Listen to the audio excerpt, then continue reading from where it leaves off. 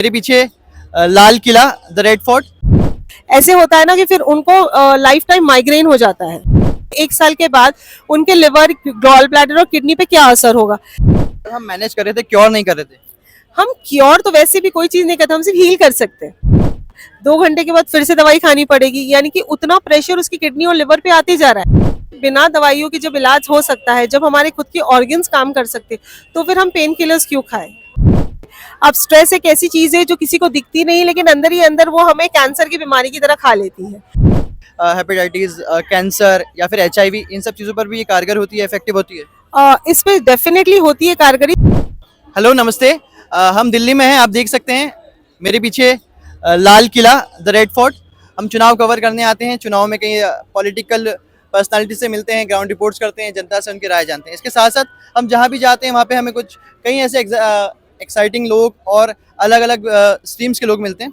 ऐसे ही हमें एक डॉक्टर मिले हैं जो कि बॉम्बे के हैं, और बात करने पर उन्होंने हमें बताया कि वो बिना दवाइयों के इलाज करते हैं।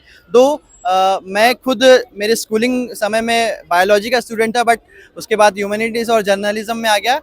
इतनी जानकारी मुझे नहीं है जितनी वो बता रहे, लेकिन मैं चाहता था कि हम चाहते थे कि उनकी कुछ बातें आप तक पहुंचाया जाए। आइए उनसे मिलते हैं। नमस्कार, क्या नाम है आपका? नमस्कार, मेरा नाम है डॉक्टर आसमा शेख। मैं मेरा practice Bombay Juhu lotus hospital में है, एंड मैं क्लिनिकल फिजियोथेरेपिस्ट हूँ और क्लिनिकल हिप्नोथेरेपिस्ट हूँ, एक्यूपंचरिस्ट, न्यूरो एक्यूपंचरिस्ट और न्यूरोथेरेपिस्ट हूँ। आपने आपका जो सब हेडिंग दिया है, pain management. Pain management clinic and wellness centre. Right. What is pain management? Pain management is, आज आप जानते हो कि हमारा जो यूथ है, हम यूथ की बात करेंगे, बूढ़े तो लोग में सब में ही पेन होता है, लेकिन जो हमारे यूथ है वो लड़ रहे झगड़ रहे सारी दवाइयों से।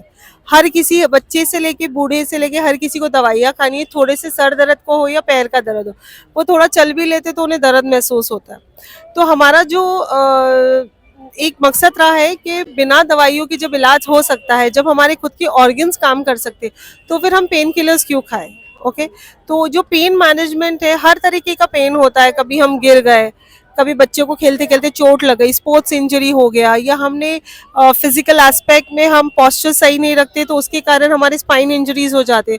तो उन सारी चीज़ों में पेन आता है जिसे हम विदाउट मेडिसिन कंट्रोल करते हैं। आपने जैसे कि बताया कि आज का यूथ क्या हर वर्ग ही, हर एज ग्रुप ही, सभी को इंस्टेंट रिलीफ चाहिए, क्योंकि भागती दौड़ती ज़िंदगी है और इतना पेन इतना हम टॉलरेट नहीं कर सकते। तो जल्दी से जल्दी जब रिलीफ मिल जाए, उस कारण से सब लोग क्या बोलते हैं, एलोपैथी का यूज़ करते हैं। आप किस तरीके से किसी भी तरीके की दवाई का यूज़ किए बिना? हमारे क्लिनिक में हमारे पास 10 से ज़्यादा मोडालिटी है ट्रीटमेंट्स का। जैसे पेशेंट होते हैं और जैसे सिम्टम्स होते हैं हम वैसे ट्रीट करते हैं। जहाँ आपने कहा कि पेशेंट को इंस्टेंट रिलीफ चाहिए, दवाई खाएगा, इंस्टेंट रिलीफ सिर्फ 2 घंटे के लिए आएगा। 2 घंटे के बाद फिर से दवाई खानी पड़ेगी, यानी कि उतना प्रेशर उसकी किडनी और लिवर पे आते जा रहा है, लेकिन वो जो जिस वजह से उसको पेन हो रहा है वो तो टैकल नहीं हुआ। हमारे इधर तो उसको पेन से आराम भी मिलेगा, 2 घंटे नहीं तो 3 घंटे में मिलेगा, लेकिन उसके ऑर्गन भी तो सुरक्षित रहेंगे जिसके लिए हम इतनी जद्दोजहद कर रहे हैं। तो हमारा काम है कि ऑर्गन्स को बचाना भी है और उस पेन को भी रिलीफ करना। तो ये सारे मकसद को लेके हम ऑर्गन सिस्टम पे काम करते हैं कि कैसे हम ऑर्गन्स को बचाए भी और उनके पेन्स को भी कवर करें। किन किन डिजीज, किन किन बीमारियाँ, फिर किन किन परेशानियों पर आपकी चीज़ें इफेक्टिव होती है? स्पॉन्डिलाइटिस होता है, आर्थराइटिस होता है, ट्रिपल वेसल डिजीज है जिसपे हमने कवर किया है, shoulder pains, frozen shoulders, spine issues, cervical issues, knee और आर्थराइटिस, रिस्ट पेन। आप सिर्फ नाम बोलो और सारी चीज़ें ऑर्गन से जुड़ी है, तो सारी की सारी, सिवाय एक्सीडेंटल केसेस। एक्सीडेंटल केसेस में हमारे इमरजेंसी होती है, हड्डी को मार लगती है, इंजरी होती है, तो उसमें हमें तुरंत ही एलोपैथी लगता है। लेकिन बाकी सारी चीज़ों के लिए जो फिजिकल इंजरीज होती है, स्पोर्ट्स में हो गई, वो सारी चीज़ें हम कवर करते हैं विदाउट मेडिसिन। और इनमें जो सीवियर डिजीजेस आती है, जैसे हेपेटाइटिस, कैंसर या फिर HIV, इन सब चीज़ों पर भी ये कारगर होती है, इफेक्टिव होती है। इस पे डेफिनेटली होती है कारगरी, थोड़ी ज़्यादा समय लगता है, लेकिन हमारे लाइफस्टाइल चेंज करो, डाइट प्लान से वो भी कवर हो जाता है। समय ज़रूर लगेगा लेकिन ऑर्गन हीलिंग ज़रूर हो जाती है। आपको कहाँ से मोटिवेशन मिला, क्योंकि सारी दुनिया एलोपैथी की तरफ भाग रही है? जैसे कि आपने बताया कि इंस्टेंट रिलीफ 2 घंटे के लिए चाहिए होता है, लेकिन जैसे यूथ है, रात को पार्टी की, अगले दिन हैंगओवर हुआ, या फिर नाइट स्टे किया, या फिर स्लीपलेस नाइट है ना, 2 घंटे में डिस्पिन खाया, नींद आ गई, अगले दिन कम से कम वो दिन काम में आ जाता है। जैसे आपने कहा कि यूथ है, जैसे उन्होंने डिस्प्रिन खा ली, मान के चलते उन्होंने 10 दिन पार्टी की, 10 दिन वो डिस्प्रिन खाएंगे। आप सोचिए कि 10 दिन के बाद का उनका इफेक्ट होगा, ये 1 साल के बाद उनके लिवर, गॉल ब्लैडर और किडनी पे क्या असर होगा। ऐसे होता है ना कि फिर उनको लाइफ टाइम माइग्रेन हो जाता है। तो वो माइग्रेन पेन ज्यादा इफेक्टिव है कि ये 2 घंटे के ट्रीटमेंट से उनको रिलीफ मिलना ज्यादा इफेक्टिव है। अगर माइग्रेन जिंदगी भर का झेलना है तो डिस्प्रिन खाते रहिए, और अगर आपको रिलीफ चाहिए, आपको ऑर्गन्स को सुधारना है, तो फिर आप ये सारे ट्रीटमेंट मोडालिटीज ढूंढिए जो आपके ऑर्गन को हील कर सके। एंड लाइफस्टाइल तो एक ऐसी चीज है, आपको खुद को पता होना चाहिए कि आपको कहाँ बैलेंस करना है। जब तक आप बैलेंस करना नहीं सीखोगे लाइफ में, तो फिर उतार चढ़ाव तो आते ही रहेंगे। चलिए, आप बता रहे हैं कि ये सब चीज़ें करना इफेक्टिव होती है, लेकिन समय की भी गरिमा रहती है और चीज़ें क्या रहता है कि आप सब हौच पौच लाइफस्टाइल है तो लोग इतना कर नहीं पाते। मैं आपसे ये जानना चाहूँगा, इस जो बिजी शेड्यूल में आप जितना बता सकते हैं कि कम से कम इतना तो किसी व्यक्ति को अपनी लाइफस्टाइल को सुधारने के लिए, अपनी हेल्दी लिविंग के लिए कम से कम ये तो कर ही लेना चाहिए इजी वे में। क्या आपको लगता है ये कर सकते हैं? कम से कम उन्हें ब्रीदिंग एक्सरसाइज करना चाहिए। हमारे पास 5 तत्व तो ऐसे ही अवेलेबल है। और धूप जो कुदरती है, हम सिर्फ सुबह की धूप भी लेवे तो हमारी 100 से ज़्यादा बीमारियों को हम कवर कर सकते हैं। धूप बहुत सारी चीज़ों को, बहुत सारे बैक्टीरिया, हमारे विटामिन डी, कैल्शियम लेवल्स को बहुत अच्छे इफेक्टिव तरीके में रखती है। हम धूप ले सकते हैं, हम ऑक्सीजन हवा ले सकते हैं, एसी में ना रह के ज़्यादा टाइम तक का। हम पानी पी सकते हैं, नॉट मिनरल वाटर, बट जो हमारे पास रेगुलर पॉट वाटर होता है जिसमें ऑक्सीजन एंड मिनरल्स का लेवल हाई होता है, हम वो ले सकते हैं।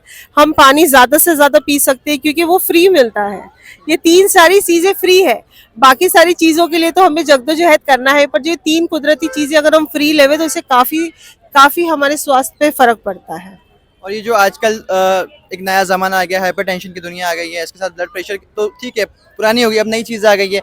एग्जिस्टेंशियल क्राइसिस के साथ साथ हाइपरटेंशन हो गया, स्ट्रेस हो गया, एंजाइटी हो गई, डायबिटीज़ की ओर जा रहे हैं। और पहले होता था कि 40-50 के बाद, उस एज ग्रुप के बाद ये सब चीज़ें आती थी, लेकिन अब आप देख रहे होंगे कि कोरोना के बाद खासकर अर्ली एज में हार्ट अटैक्स आ रहे हैं, कार्डियक अरेस्ट आ रहे हैं। तो इसको कैसे बचा सकते हैं और आप इस पर कैसे इफेक्टिव, आपका जो आपने जो बताया आपका इलाज इस पर कैसे काम कर सकता है? आपने बिल्कुल ठीक कहा। कोरोना की वजह से हमें कोरोना ने बहुत कुछ सिखाया है कि लाइफ में कैसे थमना है। जैसे आपने कहा, हम छोटी बड़ी चीज़ों का स्ट्रेस लेते रहते हैं। अब स्ट्रेस एक ऐसी चीज़ है जो किसी को दिखती नहीं, लेकिन अंदर ही अंदर वो हमें कैंसर की बीमारी की तरह खा लेती है।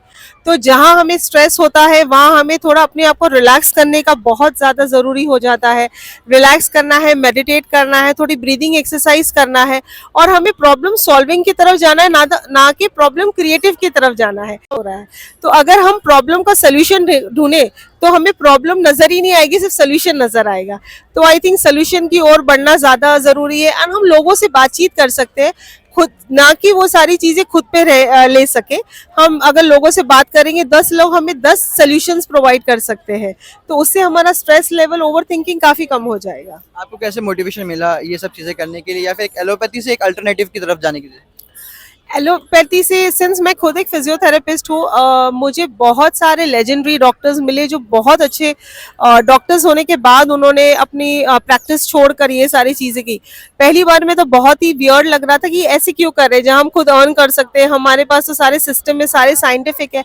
लेकिन फिर पता चला कि एलोपैथी से हम सब चीज़ों को मैनेज कर सकते हैं, लेकिन हमें कोई चीज़ के लिए अगर जड़ से काम करना है तो हमें उतनी रूट कॉज पे जाना पड़ता है। एंड हम उस रूट कॉज की दुनिया में पहुंचे।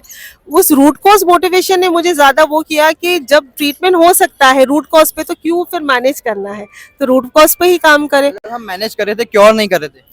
हम क्योर तो वैसे भी कोई चीज नहीं करते, हम सिर्फ हील कर सकते हैं। अच्छा। हमारा तवज्जो हील पे होता है। तो जब हम रूट कॉज को हील कर सकते हैं तो फिर हमें मैनेज करने की जरूरत ही नहीं है ना। मैनेज तो इंसान को खुद को अपने लाइफस्टाइल को करना है, बाकी सब हो जाता है।